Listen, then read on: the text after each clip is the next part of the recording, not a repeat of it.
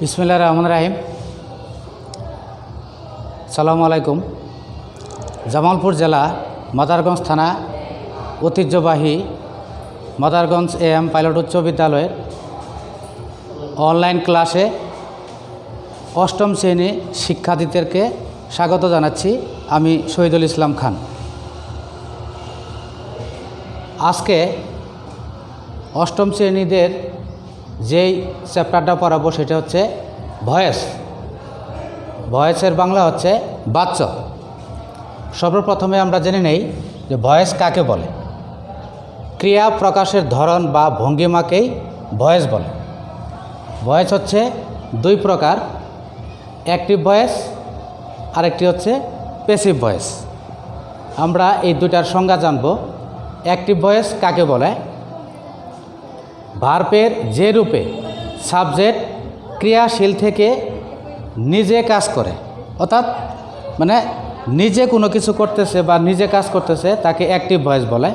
যেমন I C a bird, আমি একটি পাখি দেখছি বা দেখি, মানে আমি নিজে সেটা দেখতেছি বা দেখি। আর প্যাসিভ ভয়েস হচ্ছে ভার্বের কাউকে দ্বারা কাজ করানো হয়েছে বোঝালে তাকে প্যাসিভ ভয়েস বলে। যেমন a bird is seen by me, অর্থাৎ আমাকে দ্বারা একটি পাখি দেখানো হয়েছে।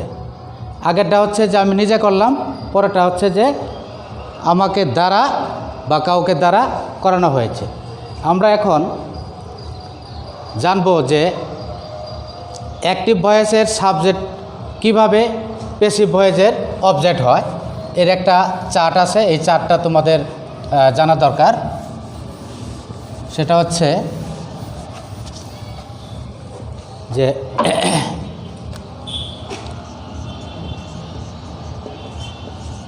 Active voice subject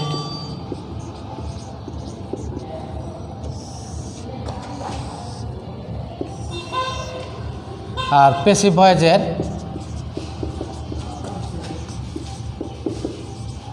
object.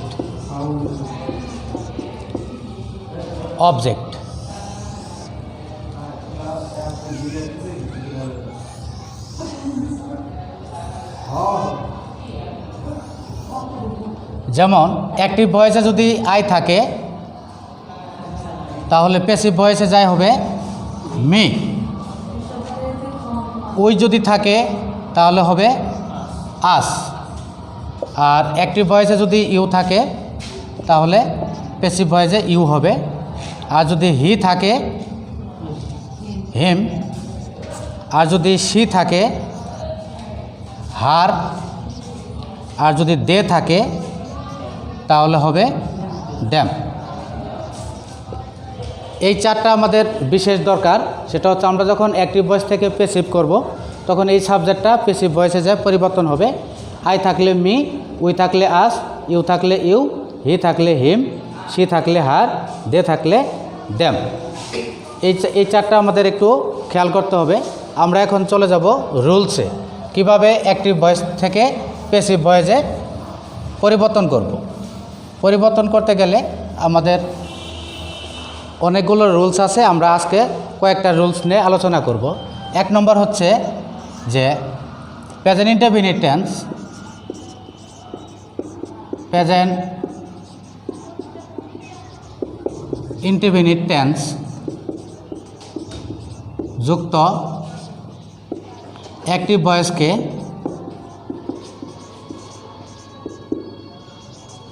ভয়েসকে passive করার নিয়ম। প্যাসিভ করার নিয়ম কি নিয়ম? অবজেক্টিভ সাবজেক্ট হবে plus am is are plus মূল ভার্ব এর past participle. Past participle plus by plus সাবজেক্টের অবজেক্ট ফ্রম, সাবজেক্টের অবজেক্ট ফ্রম, অবজেক্ট ফ্রম। অর্থাৎ আমাদের এই সূত্রটা মনে রাখতে হবে, প্রেজেন্ট ইনডেফিনিট টেন্স যুক্ত অ্যাক্টিভ ভয়েসকে প্যাসিভ করার নিয়ম কিভাবে করব। প্রথমে অবজেক্টটি সাবজেক্ট করব, তারপরে এম ইজ আর বসাবো, মূল ভার্বের পাস্ট পার্টিসিপল করব, তারপরে সূত্র অনুযায়ী বাই, তারপরে সাবজেক্টের অবজেক্ট ফ্রম। যেমন উদাহরণ হচ্ছে আই ডো এ ওয়ার্ক। আগে সর্বপ্রথমে আমাদেরকে বাইর করতে হবে যে এই সেন্টেন্সটি প্রেজেন্ট ইনডেফিনিট টেন্স কিনা। প্রেজেন্ট ইনডেফিনিট টেন্স আমরা কিভাবে বুঝবো? আমরা জানি যে প্রেজেন্ট ইনডেফিনিট টেন্সের স্ট্রাকচার হচ্ছে সাবজেক্ট প্লাস মূল ভার্বের প্রেজেন্ট ফর্ম প্লাস অবজেক্ট। যেহেতু এই ডোর সাথে কোনো কিছুই যোগ নাই, তাহলে এটা আমরা ধরে নিচ্ছি এটা কি প্রেজেন্ট ইনডেফিনিট টেন্স।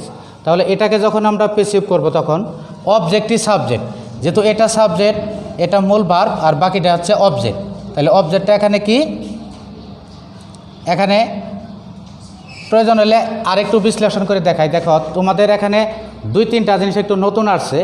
একটা হচ্ছে অবজেক্ট, একটা হচ্ছে সাবজেক্ট, আর একটা হচ্ছে মূল ভার্ব। মূল ভার্ব কীভাবে আমরা পাস্ট পার্টিসিপল করব। যেমন এটা হচ্ছে সাবজেক্ট, এটা হচ্ছে মূল ভার্ব, আর এই বাকি যা থাকবে এটা হচ্ছে অবজেক্ট। তাহলে এটাকে যখন আমরা করব তখন কি অবজেক্টই সাবজেক্ট হবে। এ ওয়ার্ক হইল অবজেক্ট, এটাকে আমরা সাবজেক্ট বানাবো। তারপর সূত্র অনুযায়ী am is are, a work is, তারপরে মূল ভার্বের পাস্ট পার্টিসিপল। আমরা এখানে মূল ভার্ব পাইছিলাম ডো। নিশ্চয়ই আমরা জানি যে প্রত্যেকটা মূল ভার্বের 3টাই থাকে। একটা হলো প্রেজেন্ট ফর্ম, পাস্ট ফর্ম আর পাস্ট পার্টিসিপল। যেমন ড্রো, ডিড, ডান। তাহলে এই ডো হচ্ছে প্রেজেন্ট, এটার পাস্ট হচ্ছে ডিড, আর পাস্ট পার্টিসিপল হলো ডান। তাহলে আমরা কি পাস্ট পার্টিসিপল কি নেব? ডান, ডান। সূত্র অনুযায়ী বাই, তারপরে কি সাবজেক্টের অবজেক্ট ফ্রম। এখানে হচ্ছে সাবজেক্ট আই। আমরা এর আগে দেখাইছিলাম এই সূত্রটা, আই থাকলে কি হবে? মি। আই থাকলে অবজেক্ট ফ্রমটা হবে মি। তাহলে প্রেজেন্ট ইনডেফিনিট টেন্সের অ্যাক্টিভ ভয়েসকে প্যাসিভ করার এই সূত্রটা নিশ্চয়ই তোমরা বুঝতে পেরেছ। আমরা এখন চলে যাব দ্বিতীয় সূত্রতে, যে প্রেজেন্ট কন্টিনিউয়াস টেন্স। আমরা 2 নম্বরে চলে যাই, প্রেজেন্ট কন্টিনিউয়াস টেন্স যুক্ত অ্যাক্টিভ ভয়েসকে প্যাসিভ করা। কন্টিনিউয়াস,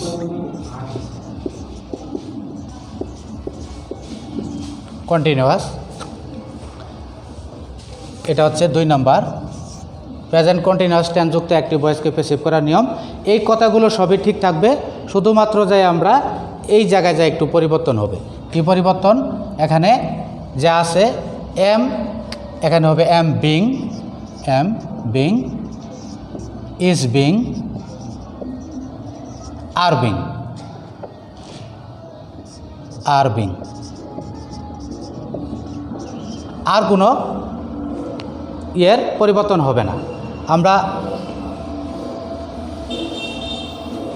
নিশ্চয়ই বুঝতে পেরেছি যে প্রেজেন্ট কন্টিনিউয়াস টেন্স যুক্ত অ্যাক্টিভ ভয়েসকে প্যাসিভ করার নিয়ম ওই একই। অবজেক্টই সাবজেক্ট হবে, তারপরে হবে am being, is being, are being plus মূল ভার্বের past participle plus by plus সাবজেক্টের অবজেক্ট ফ্রম। তাহলে আমরা উদাহরণের মাধ্যমে নিতে পারি যে we are eating mangoes, mangoes. এটা যখন আমরা করব তখন এটাকে আমাদের বুঝতে হবে যে এটা কি প্রেজেন্ট কন্টিনিউয়াস টেন্স। কীভাবে ধরবো?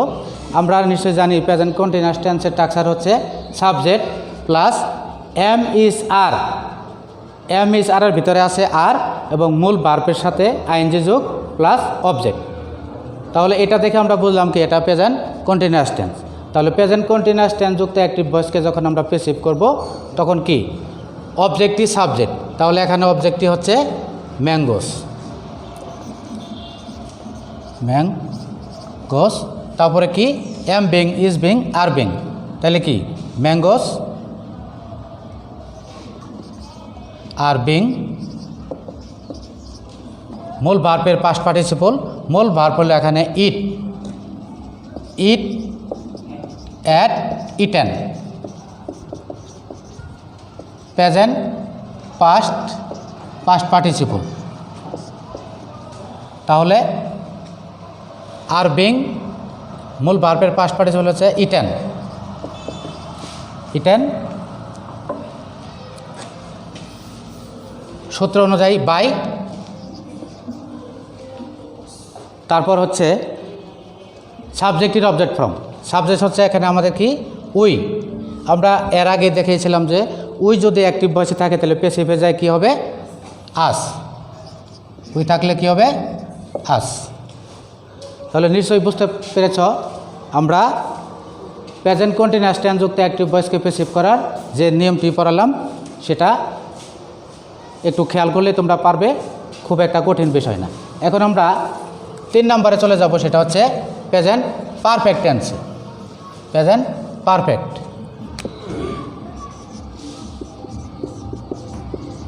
প্রেজেন্ট পারফেক্ট টেন্স যুক্ত অ্যাক্টিভ ভয়েসকে প্যাসিভ করার নিয়ম। এখানে একটু পরিবর্তন হবে, আর সব কথাগুলো ঠিক থাকবে।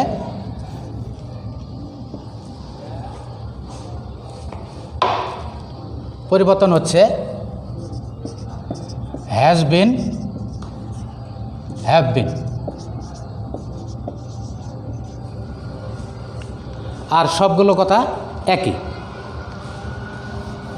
আমরা যদি প্রেজেন্ট পারফেক্ট টেন্স যুক্ত অ্যাক্টিভ ভয়েসকে প্যাসিভ করার নিয়মটা দেখি, অবজেক্টই subject plus has been, have been plus মূল ভার্বের past participle plus by plus সাবজেক্টের অবজেক্ট ফ্রম। তাহলে এক্ষেত্রে আমরা যদি উদাহরণ নিয়ে আসি,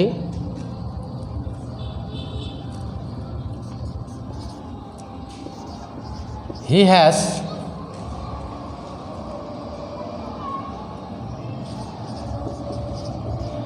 eaten a banana, he has eaten a banana. আমরা তার আগে দেখে নেব যে এই সেন্টেন্সটি প্রেজেন্ট পারফেক্ট টেন্স কিনা। আমরা জানি প্রেজেন্ট পারফেক্ট টেন্সের স্ট্রাকচার হচ্ছে, প্রেজেন্ট পারফেক্ট টেন্সের স্ট্রাকচার হচ্ছে subject plus have has plus মূল ভার্বের পাস্ট পার্টিসিপল প্লাস অবজেক্ট। তাহলে এটা দেখে আমরা শিওর হইলাম কি এটা প্রেজেন্ট পারফেক্ট টেন্স।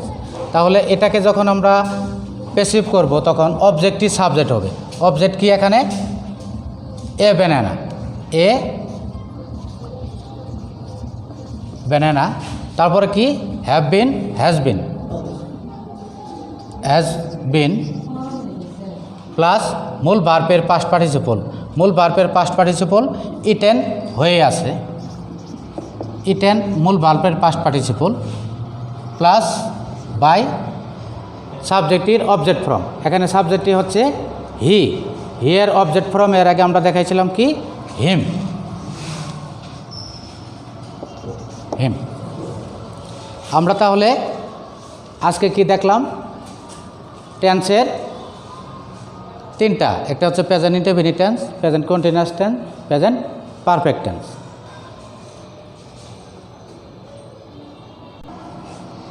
আচ্ছা, তাহলে আজকে আমরা